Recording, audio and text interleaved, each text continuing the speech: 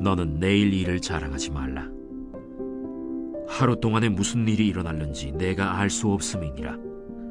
타인이 너를 칭찬하게 하고 내 입으로는 하지 말며 외인이 너를 칭찬하게 하고 내 입술로는 하지 말지니라. 돌은 무겁고 모래도 가볍지 아니하거니와 미련한 자의 분노는 이 둘보다 무거우니라. 부는 잔인하고 노는 창수 같거니와 투기 앞에야 누가 서리요.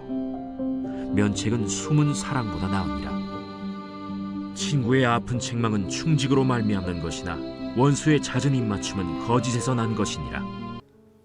오늘 주신 말씀을 통해서 그리스도인의 매력이라는 제목으로 말씀을 전하려고 합니다.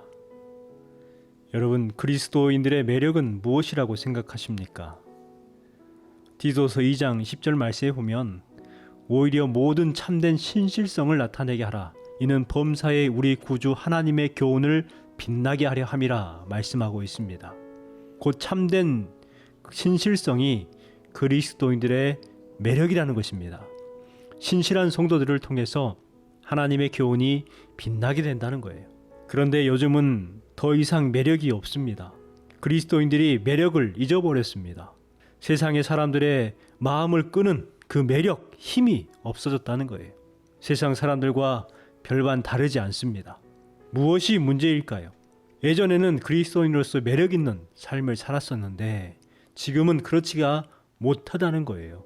무엇이 문제일까요? 복음이 문제일까요? 성경에 문제가 있습니까? 아닙니다.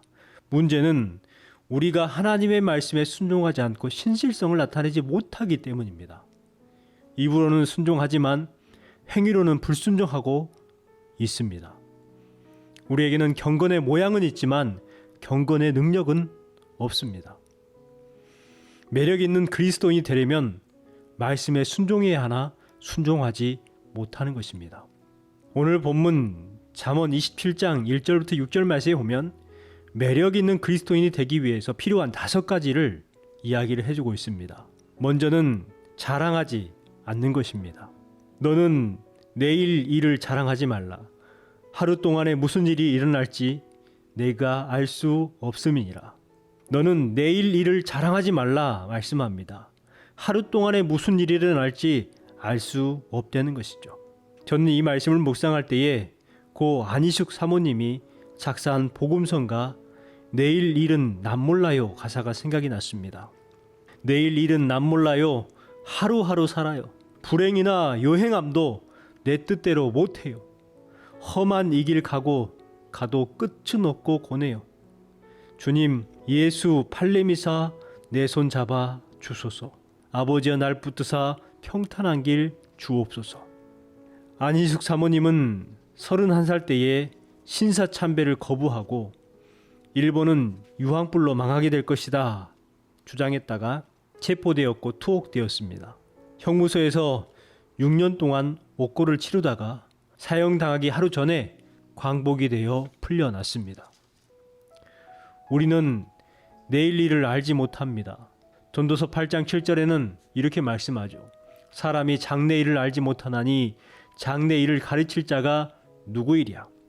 누구도 장래일을 알려주거나 가르쳐 줄 수 없다는 것입니다. 그런데 사람들은 불안합니다.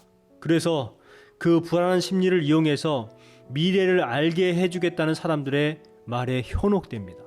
그들은 사입이죠. 그들도 미래를 알지 못하기는 마찬가지입니다. 누가복음 12장 16절에서 21절 말씀에 오면 한 부자의 비유가 나옵니다.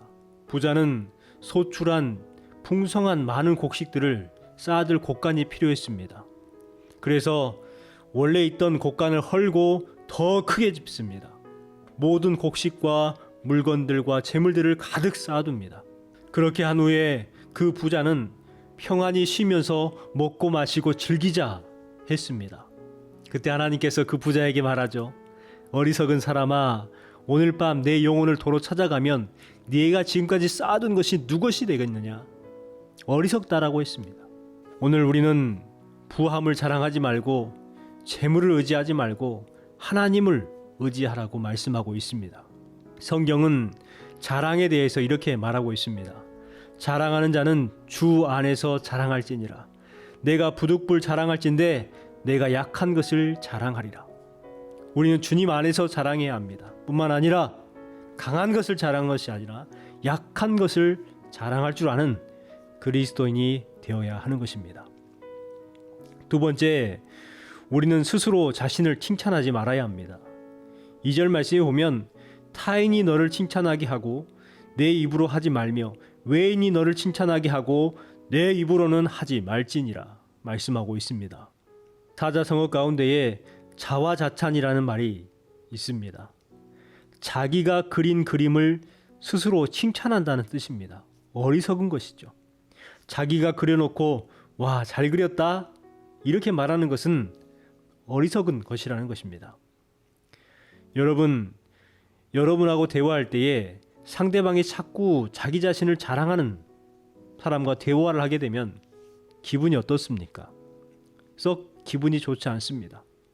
그분이 훌륭하고 그분이 놀라운 일을 하고 있지만 그가 하는 말들 때문에 오히려 그 사람의 인격이 내려가는 것을 볼 수가 있습니다. 잠언 27장 21절 말씀입니다. 도가니로 은을, 풀무로 금을, 칭찬으로 사람을 단련하느니라 말씀하고 있습니다. 도가니로 은을 단련하고 풀무로 금을 단련하는 것처럼 칭찬으로 사람을 단련한다. 공동번역 성경에 보면 칭찬해 보아야 그 사람이 사람됨을 안다라고 번역을 하고 있어요. 칭찬을 들은 사람은 그 사람의 됨됨이가 나타나게 되어 있다는 것을 말해주고 있는 것입니다. 자기를 자랑하는 사람치고 좋은 사람이 없다는 것이죠. 여러분, 우리는 교회에서 칭찬받는 사람이 되어야 합니다. 특히 교회의 직분을 가지고 있는 성도들은 경건한 사람으로서 칭찬을 받고 사도행전 6장에 나오는 7 집사들처럼 성령과 지혜가 충만하여 교회 성도들에게 칭찬받는 사람들이 되어야 합니다. 그럼을 통해서 우리가 내 자신 스스로를 자랑하는 사람이 아니라 다른 사람이 나를 자랑하고 칭찬해 줄 수 있는 그러한 삶을 살아가야 합니다. 세 번째는 분노하지 말아야 해요. 3절 말씀해 보십시오. 돌은 무겁고 모래도 가볍지 아니하거니와 미련한 자의 분노는 이 돌보다 무거우니라. 돌들도 무겁고 모래도 무겁지만 미련한 자가 화내는 것이 그보다 더 무겁다는 거예요. 분노하면 잠언 17장 12절 말씀에 생각이 납니다. 차라리 새끼 빼앗긴 암곰을 만날지언정 미련한 일을 행하는 미련한 자를 만나지 말 것이니라. 여러분, 새끼를 빼앗긴 암곰이 얼마나 무섭겠습니까? 암곰은 새끼를 찾기 위해서 앞에 놓인 모든 것들을 다 해칩니다. 그런데요, 그보다 더 만나지 말아야 될 사람이 바로 미련한 사람입니다. 분노한 사람입니다. 우리는 분노하는 것이 어리석다는 것을 알고 분노를 자제할 줄 아는 유한 성도가 되어야 합니다. 네 번째, 우리는 질투하지 말아야 합니다. 4절 말씀에 보면 부는 잔인하고 노는 창수 같거니와 투기 앞에야 누가 서리오 라고 말씀하고 있습니다. 분노가 잔인하고 파괴적이긴 하지만 질투에 비하면 아무것도 아니라는 거예요. 그만큼 질투의 무서움을, 투기의 무서움을 이야기를 해주고 있는 것입니다. 이 말씀을 묵상하면서 사울 왕이 생각이 났습니다. 사울 왕은 분노했고 투기했고 질투했습니다. 그럼을 통해서 마음 가운데에 악이 가득하게 되었습니다. 다윗에게 질투를 함을 통해서 사울은 악신이 씌이게 되었고 결국 모든 사람에게 상처를 주는 악한 왕이 되었습니다. 아들 요나단에게 사울이 이렇게 말합니다. 이르되 패역 무도한 계집의 소생아, 내가 이새의 아들을 택한 것이 네 수치와 내 어미의 벌거벗은 수치가 됨을 내가 어찌 알지 못하느냐. 아들에게 한 말입니다. 패역 무도한 계집의 소생, 네 어미의 벌거벗은 수치, 아들에게 할 말이겠습니까? 도대체 할 말이 아닌데도 불구하고 질투에 눈이 멀어서 아들에게 큰 상처를 주는 말을 하고 있다는 것을 보게 됩니다. 질투는 이렇게 무섭습니다. 혹 우리의 마음 가운데에 질투하는 마음이 있다면 그 마음을 내려놓아야 합니다.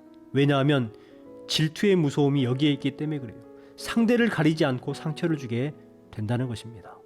마지막으로 사랑으로 책망해야 합니다. 5절 6절 말씀에 오면 면책은 숨은 사랑보다 나으니라. 친구의 아픈 책망은 충직으로 말미암은 것이나 원수의 잦은 입맞춤은 거짓에서 난 것이니라. 책망하는 것이 사랑보다 낫다는 것입니다. 성경에서 맞대놓고 책망한 사람 하면 생각나는 사람이 나단 선지자가 생각이 납니다. 다윗 왕이 우리아의 아내 밧세바와 동침을 한 후에 임신을 하게 돼요. 그것을 덮기 위해서 밧세바의 남편인 우리아를 죽게 만듭니다. 이 사실을 알고 나단 선지자가 다윗을 찾아와서 이야기를 하죠. 부자가 가난한 자의 양 한 마리를 뺐습니다. 부자는 이미 99마리의 양을 가지고 있어요. 그런데 손님이 와서 잔치를 벌려야 하는데 가난한 사람의 그 양 한 마리를 빼앗아다가 잔치를 베풀었습니다. 이 말을 했더니 다윗이 크게 노하여서 이렇게 말하죠. 그는 마땅히 죽을 자라. 누구냐? 내게 알려달라. 내가 죽이겠다는 거예요.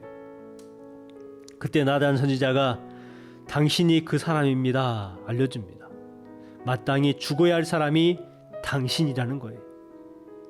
자초지정을 알려줍니다. 그랬더니 다윗이 회개하죠. 나단 선지자가 다윗을 사랑한다고 그것을 감싸주고 품어줘 버렸다면 다윗은 더 큰 악을 행하여 악한 왕이 되었을 겁니다. 그러나 나단 선지자는 맞대놓고 면책하죠. 책망을 합니다. 그럼을 통해서 다윗이 바른 길로 나아갔고 죄를 회개하고 하나님 앞에 엎드릴 수가 있었습니다. 여러분, 우리 그리스도인의 향기를 잃지 않았으면 좋겠습니다. 우리는 너무 쉽게 질투하고 너무 쉽게 화를 냅니다. 너무나 쉽게 자랑하는 삶을 살아갈 때가 있습니다. 내일 일을 자랑하지 말고 내 입으로 내 자신을 칭찬하지 말고 미련하게 분노하지 말며 질투하지 말고 사랑으로 책망할 수 있는 저와 여러분이 되시길 소망합니다. 참된 그리스도의 향기를 나타낼 수 있는 거룩한 성도 되시기를 주님의 이름으로 축복합니다.